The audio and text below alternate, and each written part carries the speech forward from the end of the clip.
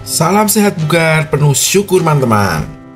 Kali ini saya akan berbagi pengalaman motor touring bersama 10 teman lansia saya saat menjelajah area pegunungan lereng Lawu.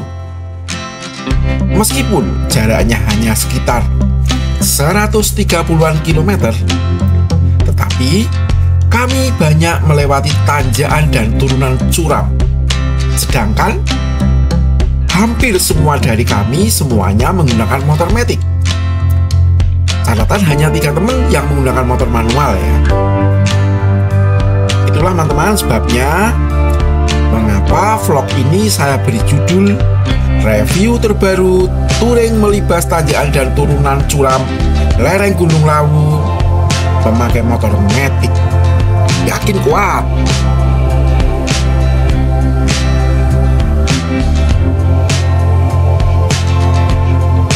Salah satu kelemahan motor matic adalah tidak memiliki pengereman mesin yang efektif, layaknya seperti motor manual ya. Mengapa? Karena kita tidak bisa mengatur perpindahan gigi persneleng sesuai kemauan kita. Salah satu trik yang saya lakukan saat melewati tanjakan dan turunan curam, ya karena saya menggunakan motor matic ya, adalah menjaga jarak dengan motor di depan saya, sehingga saat akan melintasi tanjakan curam saya bisa mengatur kecepatan aman motor ya. Dan saat jalan turun saya bisa menurunkan gas agar motor matic saya ada efek pengereman seperti motor manual ya. Saat motor manual menggunakan gigi rendah ya. Dan saat melakukan pengereman harus dengan cara tarik lepas tuas rem ya, agar kampas rem kita tidak cepat panas.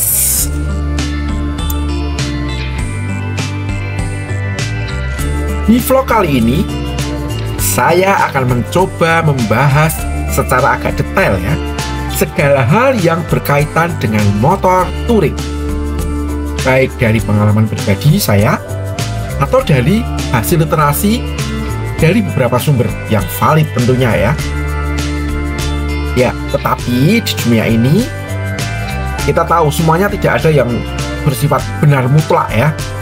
Jika teman-teman kurang setuju dengan pendapat saya nanti, silahkan menulis di komentar ya, untuk menambah bekal ilmu dan wawasan saya yang akan saya terapkan di kegiatan touring saya berikutnya. Oke, di akhir video juga saya sertakan rute perjalanan yang kami tempuh ya, dan perincian biaya untuk makan siang dan istirahat ngopi-ngopi ya. Barangkali ada teman-teman pemirsa yang akan memberi masukan kuliner tempat lain yang mungkin lebih murah atau mungkin lebih enak, silahkan teman-teman menulis di komentar ya. Oh ya, untuk sarapan biasanya kami sarapan di rumah masing-masing. Nah, untuk kali ini kami sarapan di rumah salah satu teman kami yang berulang tahun ya.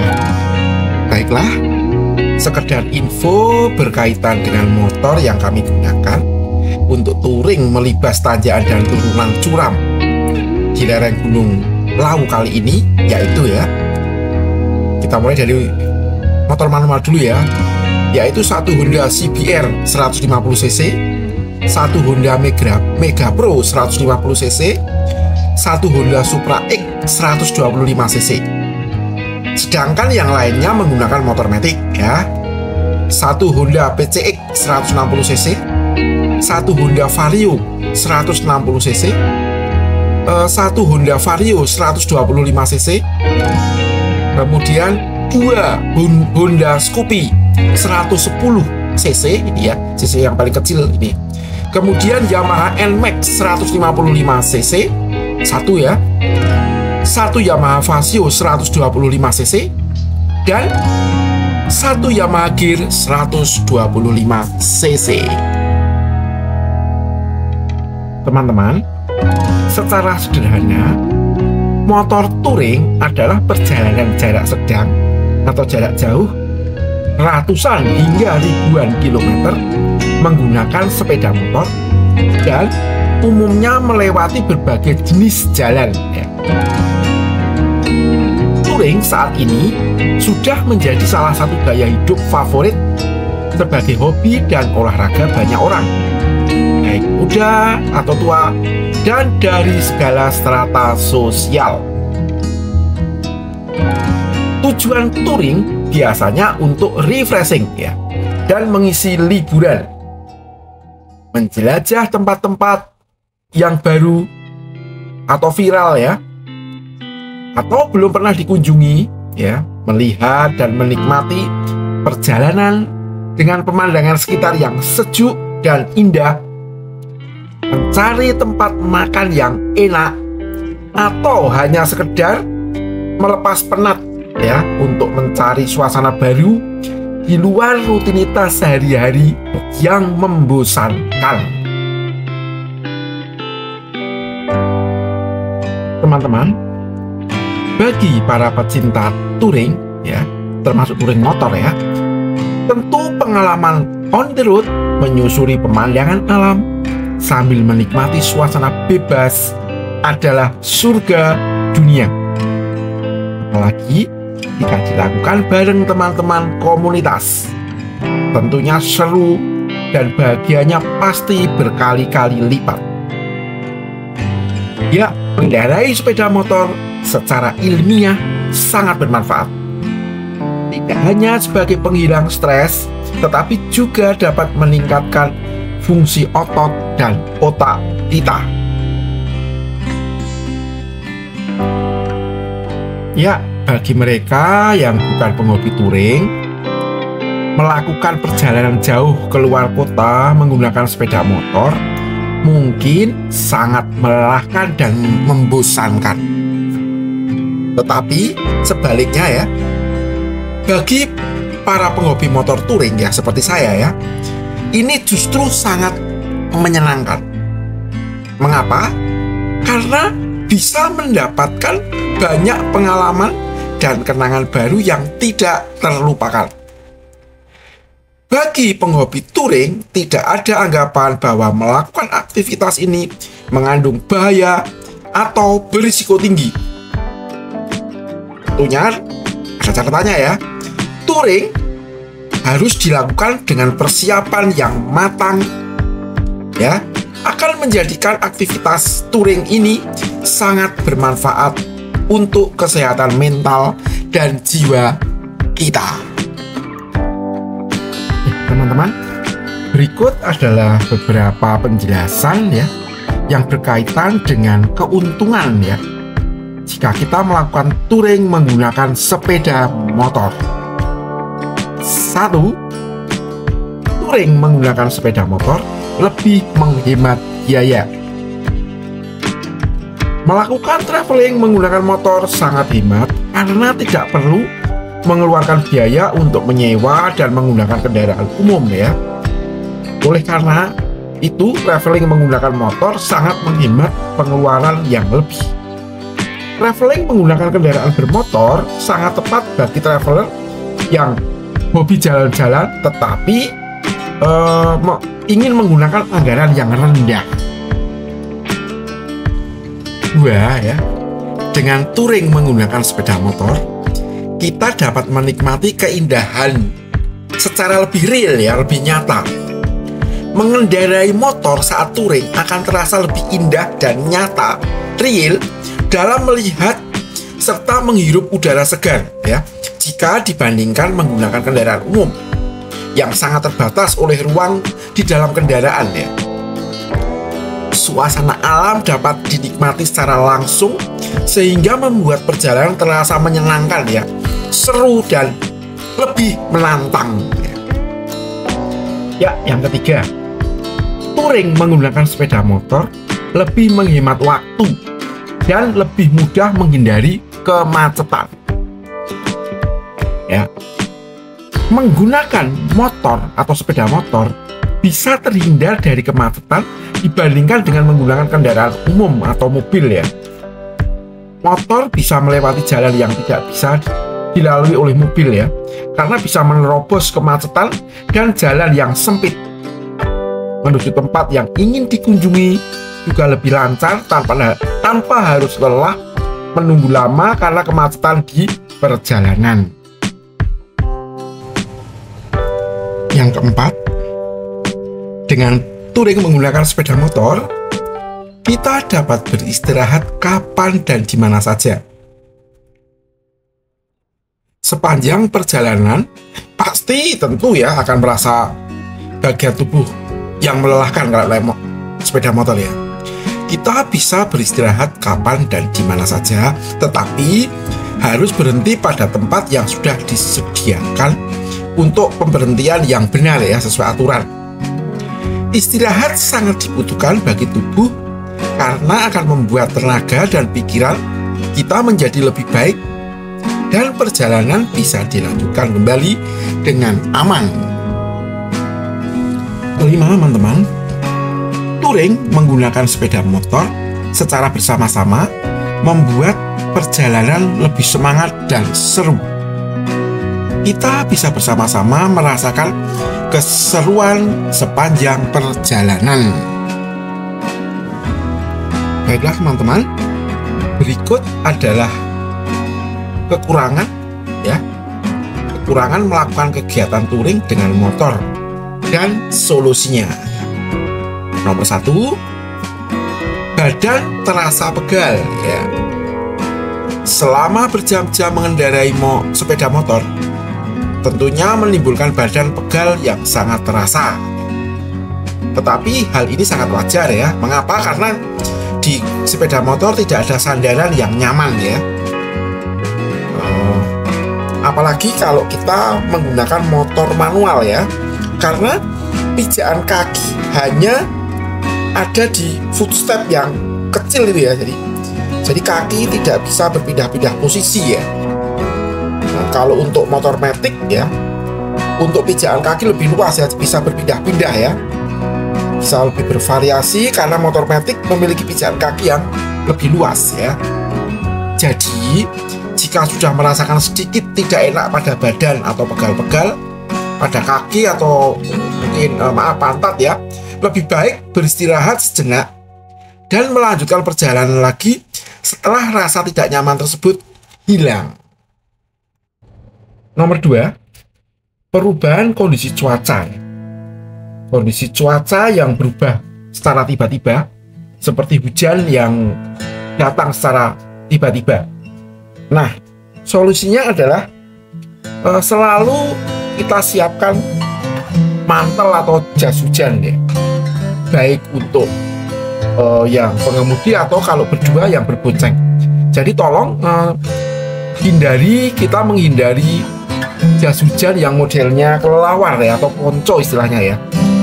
Sangat berbahaya karena apa? Kadang-kadang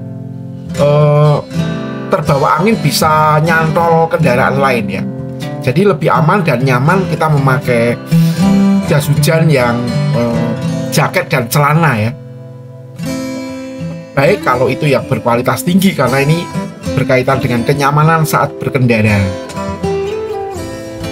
Berikutnya yang ketiga, yaitu resiko kecelakaan yang relatif tinggi. Mengapa ya? Resiko kecelakaan motor lebih tinggi dibandingkan dengan mobil karena pengendara motor ya, karena kecil lincah ya, sering ngebut dan kurang atau tidak berhati-hati di jalan. Oleh karena itu, kita harus lebih berhati-hati di perjalanan, menikmati perjalanan dan tidak terburu-buru di jalan. Berarti hal ini mengutamakan keselamatan dan berefek hemat bahan bakar atau bensin ya, dan tentunya akan merawat kesehatan mesin motor kita ya. Dengan gaya berkendara yang tenang, tidak ngebut, bukaan gas stabil, akan berefek mode eco driving ya, bekerja sehingga menghemat konsumsi BBM ya, Karena saat ini sepeda motor sudah menerapkan sistem pembakaran injeksi ya, dirancang untuk hemat bahan bakar ya. Berikut adalah beberapa tips ya melakukan touring dengan menggunakan motor. 1. Perhatikan kondisi sepeda motor sebelum berangkat ya. Cek mesin, rem, ban, gas dan lain-lain ya. Apabila bermasalah dengan kendaraan sepeda motor Anda, segera perbaiki di bengkel kesayangan terpercaya Anda. Jangan nekat melakukan perjalanan menggunakan sepeda motor dalam keadaan yang kurang baik ya, karena akan membahayakan diri sendiri dan juga orang lain. 2 ya, persiapkan perlengkapan surat-surat berkendara seperti SIM, surat izin mengemudi ya, STNK dan KTP. Surat-surat tersebut wajib dibawa karena sebagai bukti bahwa kita sudah layak mengendarai kendaraan bermotor. Lalu perlengkapan berkendara seperti helm ya, helm standar ya teman-teman, jaket yang nyaman, penutup mulut atau buff atau penutup hidung teman-teman ya.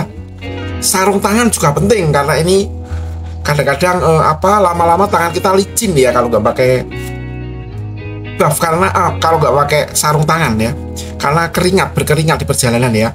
Kemudian kaos kaki dan sepatu ya, sepatu yang nyaman juga ya.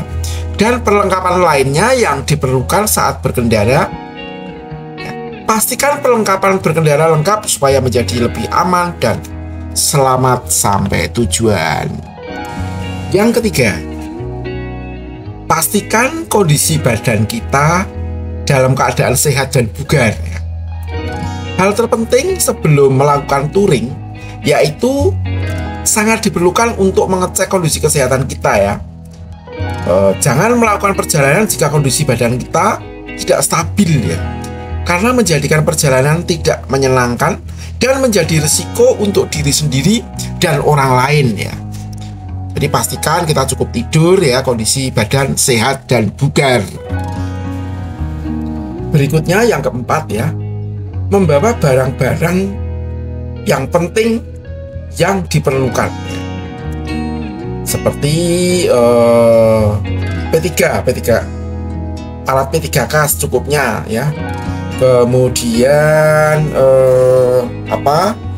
mungkin ini zaman sekarang yang paling penting adalah handphone ya, dan cas handphone ya, karena ini merupakan alat komunikasi jika terjadi sesuatu di jalan ya.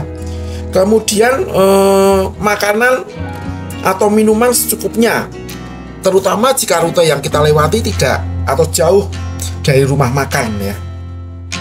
Begitu ya teman-teman. Yang kelima teman-teman ya, jika tidak sangat terpaksa ya, sebaiknya kita menghindari jarak tempuh yang terlalu jauh untuk melakukan touring motor ya. Pertimbangkan keputusan untuk melakukan perjalanan yang jauh jaraknya. Pasti akan menimbulkan rasa yang sangat lelah dan sangat meningkatkan risiko terjadinya kecelakaan ya. Kecuali mungkin para profesional yang sudah sering touring jarak jauh ya. Lebih baik pilih kendaraan lain yang lebih aman ya, supaya selamat sampai tujuan dan menikmati liburan lebih menyenangkan. Oke teman-teman, berikut adalah beberapa manfaat melakukan touring menggunakan sepeda motor. 1. Mengurangi stres ya. Salah satu manfaat touring adalah mengurangi stres yang secara tidak langsung akan membuat pikiran dan tubuh yang terasa tegang menjadi lebih rileks. Penelitian juga mengungkapkan bahwa melakukan perjalanan dengan sepeda motor dapat membuat seseorang lebih bahagia dan tingkat stres menurun. Terdapat hormon adrenalin dan zat yang berasal dari dalam tubuh yang memicu rasa senang ketika kita melakukan touring. 2. Menyeimbangkan emosi. Ketika berlibur, pikiran otomatis akan menjadi lebih tenang dan bermanfaat untuk menyeimbangkan emosi. Kondisi emosional yang lebih terjaga pastinya akan menimbulkan ketenangan batin. 3. Mendapatkan banyak inspirasi. Melakukan touring atau traveling merupakan salah satu cara untuk mendapatkan banyak inspirasi bagi banyak orang. Mendapatkan inspirasi membutuhkan banyak waktu dan bukan sesuatu yang mudah didapatkan ya. Sebuah inspirasi akan muncul pada saat pikiran tenang ya. Inspirasi sangat berharga sehingga tidak ada salahnya untuk sering melakukan traveling atau touring. Baik, berikutnya yang keempat ya. Dengan touring kita mengenal tempat baru yang seru. Ketika touring menggunakan sepeda motor akan mendapat banyak hal baru dan seru yang akan didapatkan di sepanjang perjalanan yang kita lewati ya. Banyak pemandangan yang dapat dilihat, didengar dan dirasakan yang tidak ada tandingannya ya. Traveling atau touring yang sesungguhnya adalah ketika kita bisa menikmati perjalanan. Tetap menjaga diri ketika touring. Ingat, ada orang dan keluarga tersayang yang sedang menunggu kedatangan kita kembali di rumah. Jangan lupa berdoa atau ucap syukur sebelum melakukan perjalanan dan sudah tiba kembali dengan selamat dan berkumpul dengan keluarga tercinta. Berikutnya yang kelima teman-teman ya, yaitu melibatkan banyak gerakan fisik dan memperoleh kepuasan batin ya. Mengendarai sepeda motor melibatkan penggunaan sejumlah besar otot kita. Terlebih jika kita sedang jalanan berbelok ya, menanjak dan menurun ya. Selain otot pada paha, tangan dan kaki, mata dan pikiran akan dibuat fokus untuk meninjau jalur tersebut. Jika rintangan kecil tersebut telah dilalui, maka rasa senang dan puas akan merasuk ke dalam jiwa kita. Dan disinilah manfaat touring yang utama didapat oleh para rider, yaitu kepuasan. Oke, berikutnya yang keenam ya, yaitu mengasah refleks ya. Pengendara sepeda motor harus menggunakan tubuhnya untuk keseimbangan setiap saat. Tidak seperti mengemudikan mobil yang hanya tinggal duduk dan mengemudikan dengan konsentrasi pada setiap sisi kendaraan ya. Aktivitas berkendara dapat meliputi melakukan mendahului, menyalip kendaraan lain, menghindari rintangan di jalan seperti lubang atau tambalan aspal ya. Berbelok sambil membungkukkan badan ya, keseimbangan ya ini, mengendalikan stang secara fokus dan menyesuaikan putaran gas akan meningkatkan refleks menjadi lebih sigap, terutama untuk para rider manula ya. Baiklah, untuk yang ketujuh, touring sepeda motor terbukti secara ilmiah meningkatkan kekuatan otak kita. Pembuktian yang selalu dijadikan rujukan tentang hal ini adalah dari laboratorium Ryuta Kawashima dari Departemen Citra Otak Fungsional Institut Pengembangan Penuaan dan Kanker di Universitas Tohoku. Penelitian dilakukan pada para pengendara yang rutin melakukan perjalanan ke tempat kerja setiap hari. Begitu juga pada mereka yang tidak menggunakan sepeda motor dalam aktivitas tersebut. Dan hasilnya, otak para pengendara dirangsang saat mereka berkendara. Fungsi kognitif terutama yang berkaitan dengan memori dan kapasitas pengamatan spasial meningkat secara dramatis ketika mantan pengendara telah berhenti berkendara selama 10 tahun kemudian berkendara kembali. Penelitian ini dapat menyimpulkan bahwa mengendarai sepeda motor dalam kehidupan sehari-hari mampu meningkatkan berbagai fungsi kognitif, terutama fungsi korteks prefrontal. Oke ya teman-teman, saat kita sedang touring atau sekedar mengendarai sepeda motor, ada koneksi yang tercipta dari diri kita sendiri ke mesin motor atau sepeda motor yang kita naik dan lingkungan sekitar yang tidak didapat jika menggunakan kendaraan lain. Teman-teman, manfaat touring lainnya adalah meningkatkan nilai spiritualitas kita ya. Bagi sebagian orang, spiritual itu adalah tentang menjadi satu dengan diri sendiri, karena berkendara adalah bagian dari aktivitas yang dapat membawa kedamaian batin. Teman-teman, jika dikaitkan dengan ilmu biokimia ya, jadi touring sepeda motor ini juga dapat melepaskan zat kimia bahagia di otak kita. Zat kimia bahagia ini termasuk, tetapi tidak terbatas hanya pada oksitosin, dopamin, ya, endorfin, adrenalin, dan serotonin ya. Pelepasan zat kimia yang berbeda memiliki hasil yang berbeda pula. Namun bahan kimia ini diproduksi lebih banyak ketika melakukan aktivitas yang menggairahkan seperti mengendarai motor. Oke teman-teman, meskipun sejak dari desa Beruk Jatiyoso tadi ya, kemudian kita melewati desa Bukirsari Jatiyoso, jalan cukup sulit karena tanjakannya juga terjal, kemudian turunannya juga terjal, tapi itu malah menimbulkan suatu keasikan tersendiri ya. Mengapa? Karena ada harga mahal yang kita peroleh. Pemandangannya sungguh-sungguh bagus ya. Jadi kita menengok ke kiri dan ke kanan, itu yang kita lihat hanya jurang yang indah ya, jurang yang berisi pepohonan, kemudian sawah, kemudian perumahan, dan juga tebing tinggi di atasnya yang juga sangat indah. Cuma yang perlu dicatat, harus hati-hati teman-teman, karena kalau kita mungkin kurang fokus sedikit saja, bisa nyemplung ke jurang ya. Apalagi nih saya kan sambil membawa GoPro, jadi memakai kamera GoPro di helm saya, jadi pandangan juga agak terganggu ya. Nah ini kita sudah memasuki Kecamatan Tawangmangu. Kalau tadi kan kita di wilayah Kecamatan Jatiyoso ya, masih tetap asik pemandangannya ya.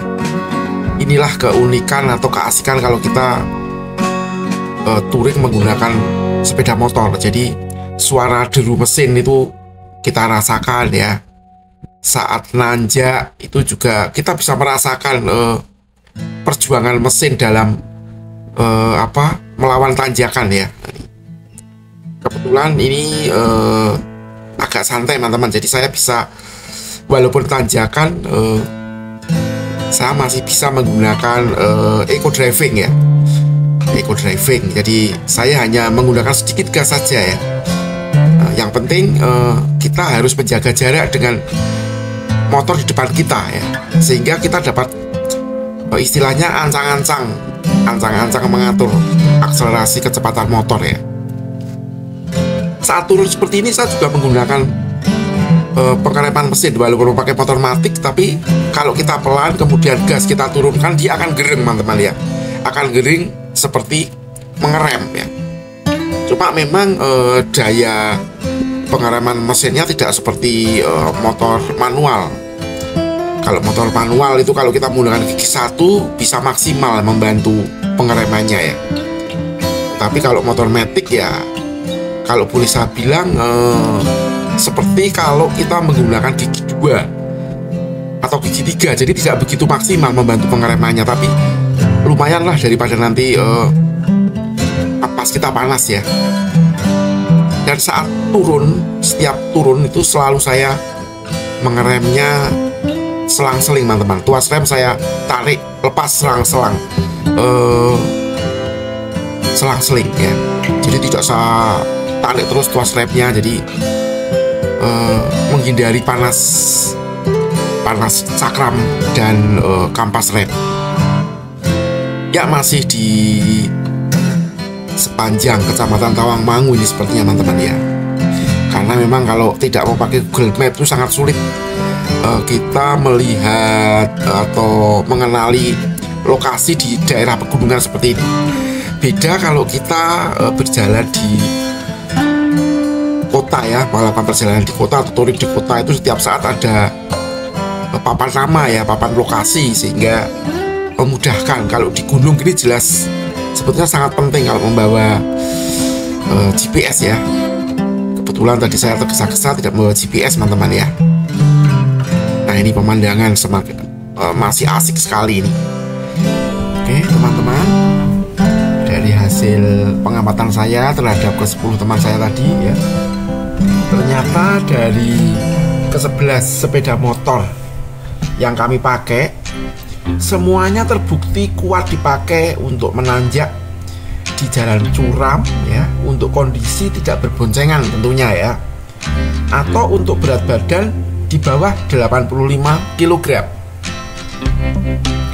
Cuma teman-teman, untuk Bapak Tri ya, yang memiliki berat badan lebih dari 140 kg ya. Jadi Bapak Tri ini berat badannya, beliau memiliki berat badan setara dengan 2 orang yang naik berboncengan ya. Saya itu hanya 74 kg ya.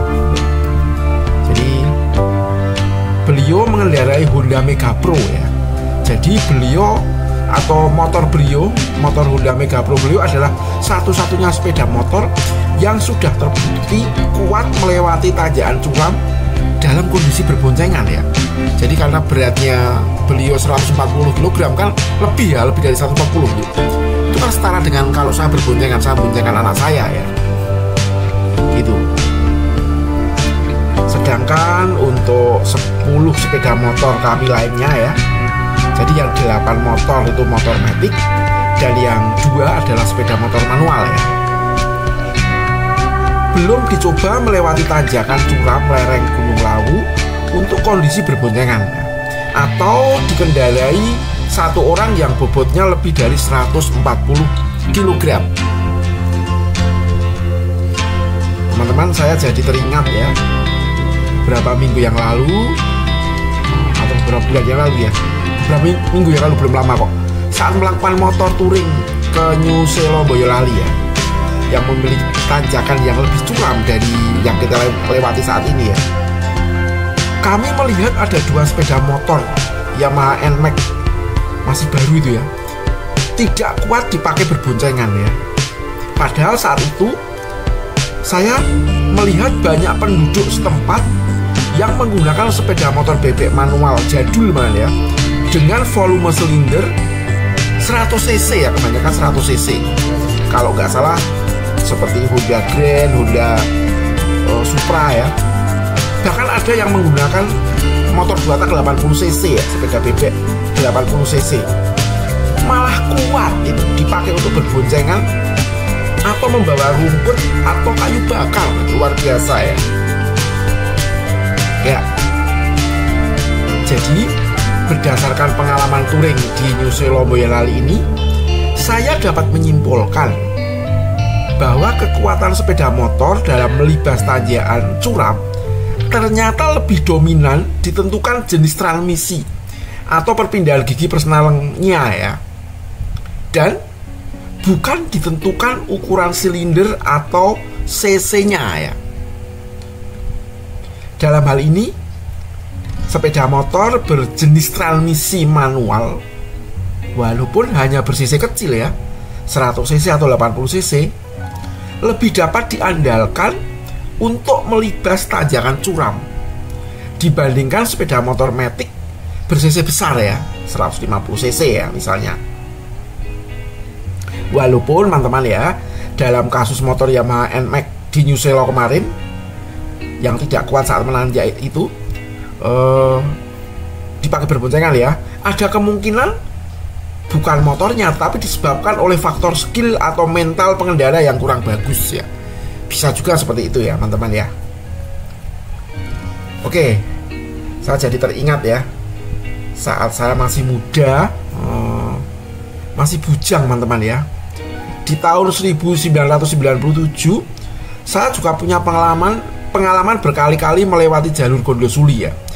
Jadi jalur Gondosuli itu jalur lama yang memiliki tanjakan curam dari arah Tawangmangu ke arah Telaga Sarangan ya. Ya, aman-aman saja menggunakan sepeda motor bebek Honda Astrea Impreza ya. CC-nya hanya 100 cc, teman-teman ya. Oke. Padahal kemarin itu saya melihat saat kami menggunakan mobil bareng-bareng ke Telaga Sarangan, ada mobil yang lewat Gondosuli banyak yang tidak kuat ya, harus menurunkan penumpangnya ya. Oke. Pengalaman lain berkaitan dengan sepeda motor CC kecil justru lebih kuat dalam melibas tanjakan adalah saat saya masih muda ya. Ya, sekitar tahun 2004 dulu ya, tahun 2004 ya. Motor saya sudah berganti Honda Karisma dulu. Honda Karisma tahun 2003 ya. Saat itu saya mengendarai sepeda motor Honda Karisma ya, 125 cc ya. Saat itu lumayan besar ya cc-nya ya. Karena semula saya hanya menggunakan Honda Astrea Prima 100 cc ya. Dari arah Kartosuro menuju arah Boyolali ya. Karena saya memang setiap minggu itu pulang ke Salatiga menengok orang tua ya.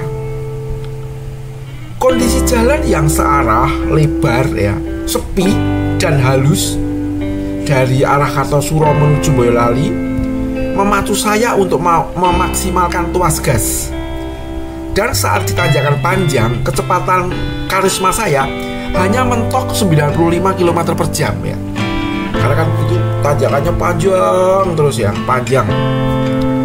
Di luar dugaan ini, ternyata saat itu dengan tiba-tiba dengan mudah saya didahului oleh seorang pengendara Honda Astrea Grand 100 cc ya, yang postur tubuhnya tidak jauh berbeda dengan saya ya, tidak begitu besar ya, dan juga sama-sama tidak berboncengan.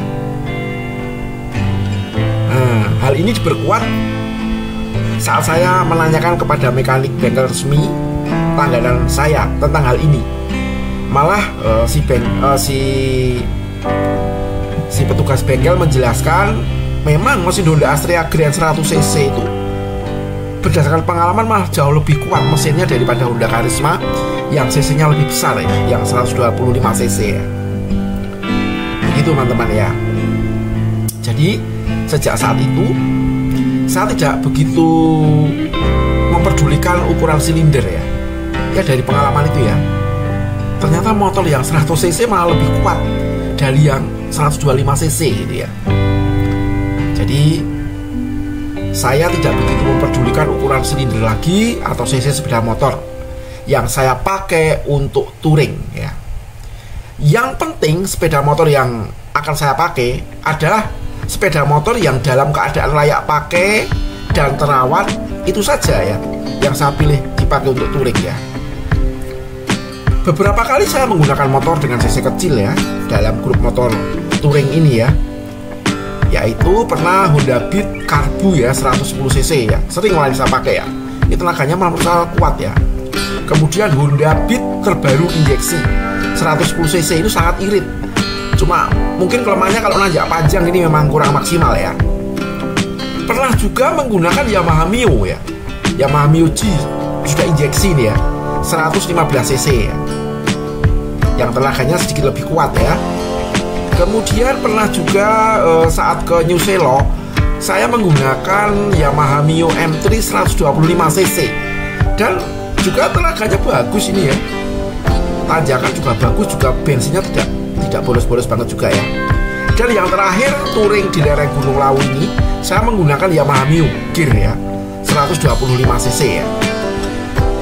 Ya teman-teman, saya memang cenderung lebih suka memakai motor yang bentuknya kecil, pendek, karena memang postur tubuh saya yang tingginya hanya 160 cm ya.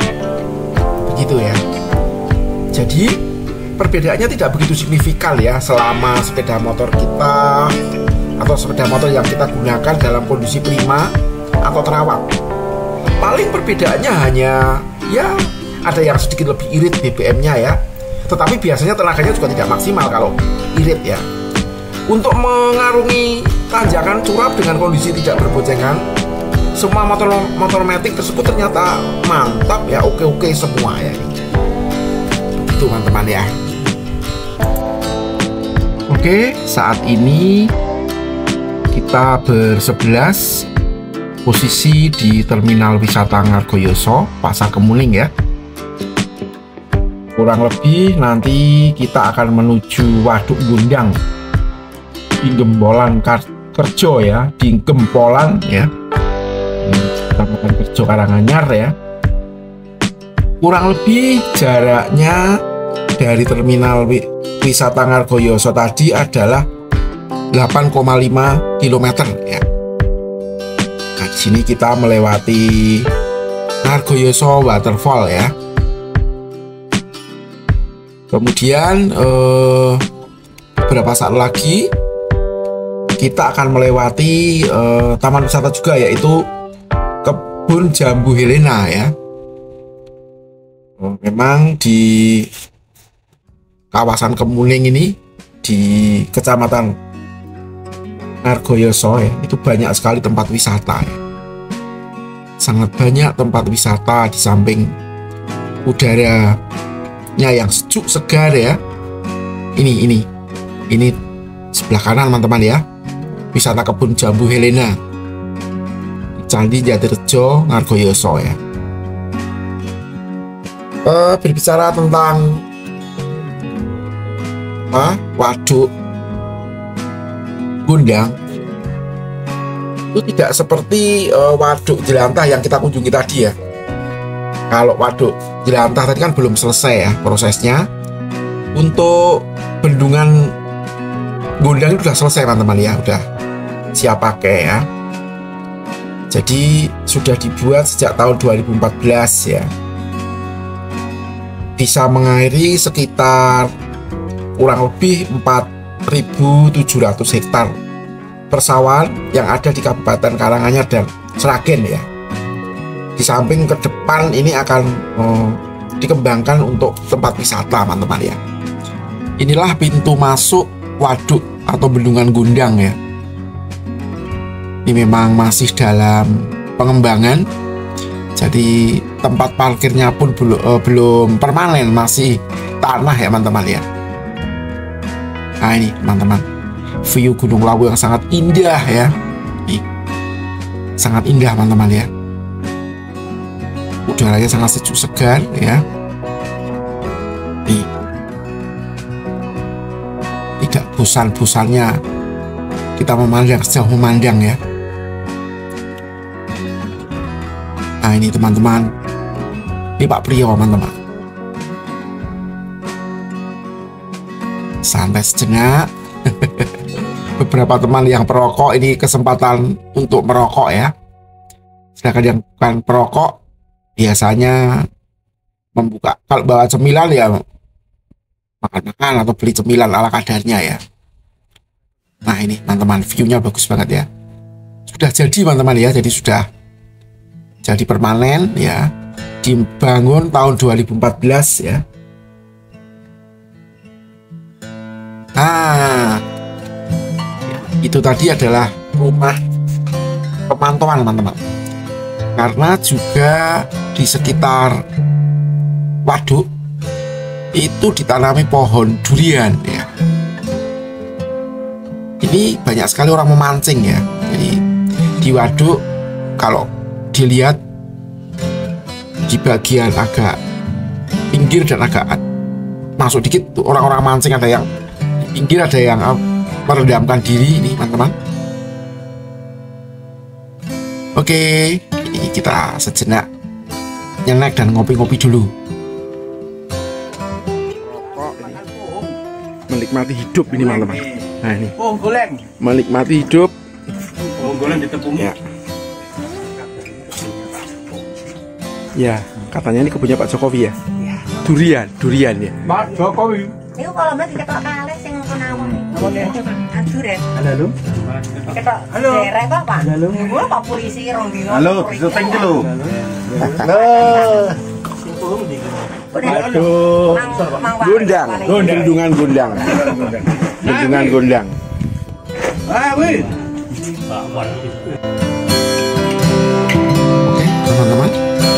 Waduk Gundang adalah rute terakhir tujuan kita akan melakukan perjalanan pulang menuju Solo atau Sukoharjo atau Ngentan ya. Jadi rute berangkatnya tadi kita mulai dari Ngentan dekat Luas Pak ya, kemudian kita melewati jembatan Bacem, kemudian ke arah Solo Baru, Sukoharjo, melewati RSUD Sukoharjo, kemudian melewati SD Negeri Mulur ya, kemudian Desa Cabean, Desa Tilangin Lor, kemudian kita istirahat di Beruk ya, di Desa Beruk. Selanjutnya setelah dari Beruk kita langsung ke Desa Wukir Sari, ke Desa Sepanjang ya, ke arah Tawangmangu. Kemudian kita istirahat di Ayam Mbok Iem ya, Karangpandan. Kemudian kita langsung naik lagi ke terminal wisata Ngargoyoso ya, jadi di daerah Kemuning. Kemudian ke melewati Ngargoyoso Waterfall. Kemudian kita beristirahat lagi di Waduk Ngundang. Berikutnya dari Waduk Ngundang ya, kita melewati Kecamatan Kerjo ya, menuju Mojogedang dengan melewati beberapa desa di Kecamatan Kerjo ya. Kita melewati Askia Aquatik, kemudian SD Negeri Karangrejo, LPK New Mitragama, Toko Jadimas, dan Apotek Hidayah. Setelah Apotek Hidayah kita memasuki wilayah Mojogedang, yaitu melewati Edupak Alaska, kemudian Anamart ya, Toko Pakan Ternak Warto, kemudian Pantai Asuhan Yatim Putri. Sudah memasuki Karanganyar, kemudian Salon Ambar, kita masuk Pasar Begonang, kemudian Jembatan Mojo ya. Berikutnya kita melewati Grogol, kemudian PT Konimek, akhirnya sampai ke rumah di Griayasa dekat dengan Luas Ngentan Pak.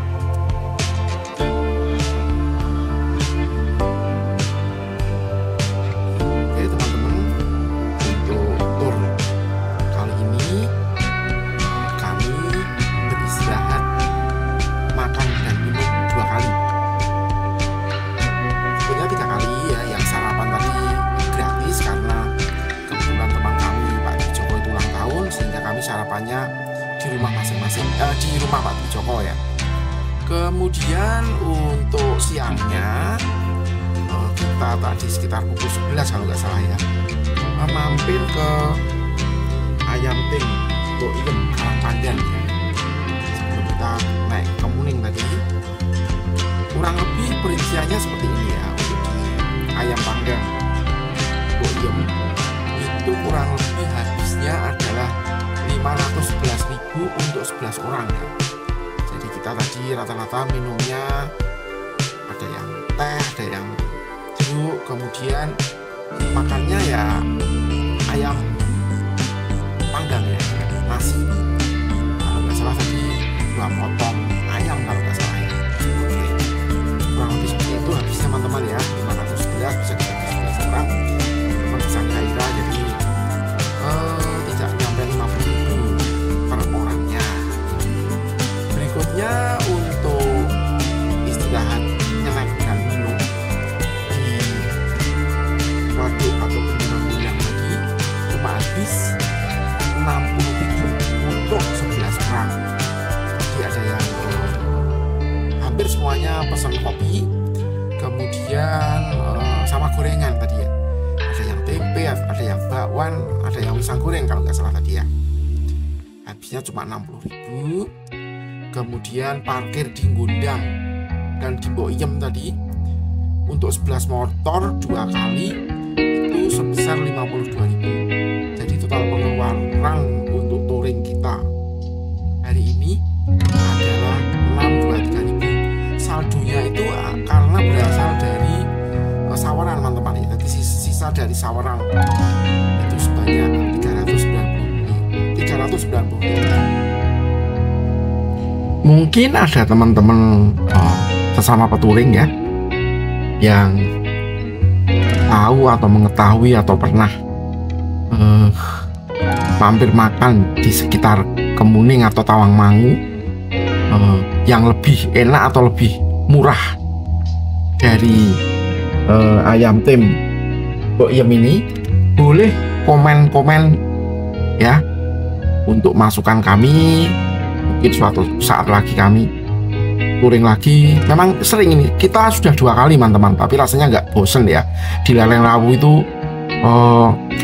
destinasi untuk touring motor tuh banyak banget karena jalannya yang sejuk di pegunungan ya. Jadi silahkan teman-teman yang punya pengalaman kuliner, terutama yang cocok untuk para peturing, motor peturing khususnya ya, di sekitar Tawangmangu atau Kemuning, intinya di lereng Gunung Lawu, tulis di komentar. Terima kasih. Oke teman-teman, kesimpulan dari vlog motor touring kali ini adalah kita tidak usah takut atau ragu menggunakan motor matic meskipun ber-cc rendah. Ya, dengan catatan ya, kita tidak boleh berboncengan. Kemudian kita mengetahui teknik mengendarai motor matic yang aman, terutama teknik berkendara di tanjakan dan turunan, serta memperhatikan teknik pengereman yang benar. Dan yang pasti, tentu saja kondisi motor kita harus dalam keadaan prima dan terawat. Oke, salam sehat bagi teman-teman semua ya. Jangan lupa subscribe agar saya semakin semangat membuat vlog-vlog motor touring yang lebih seru. Ciao.